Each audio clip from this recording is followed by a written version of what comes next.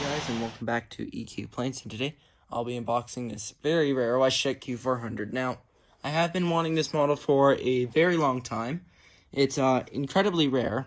Usually you wouldn't even see it on eBay, but one popped up and I managed to get it for around $60 in a bidding contest. So without further ado, let's look into it. So here's the box. Here we have the back of the box. You see a Gemini Jet's 2014 release, along with the Westjet 767. This is quite a rare model. I don't know why these ones sold out so quick about the Westjet 767 and the Westjet Q400, but yeah, box info if you would like to. But yeah, let's open it up. So this model did come in. It was listed as brand new, so I don't expect it to be broken. And I think that it's right. This box does look like it is sealed. But without further ado, here we have the Westjet Q400. Wow, that is nice. So here we have it. The Westjet Q400.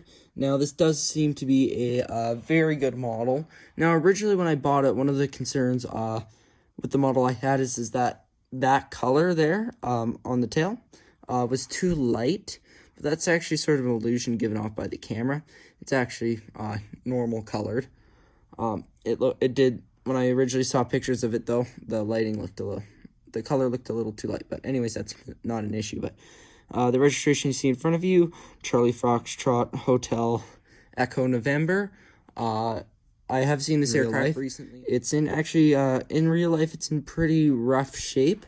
I saw it parked near the Westjet hangar. It had I took some pictures of it, but it had a big scratch on the tail here. There was lots of damage to the paint.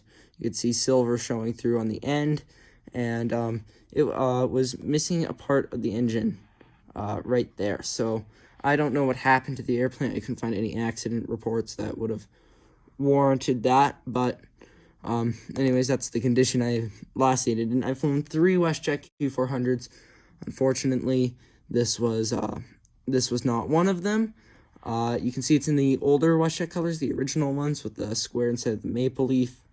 Right there, and you can see the Westjet Encore titling there. By that Westjet logo, westjet.com on the engines, and then proudly Canadian registration tail.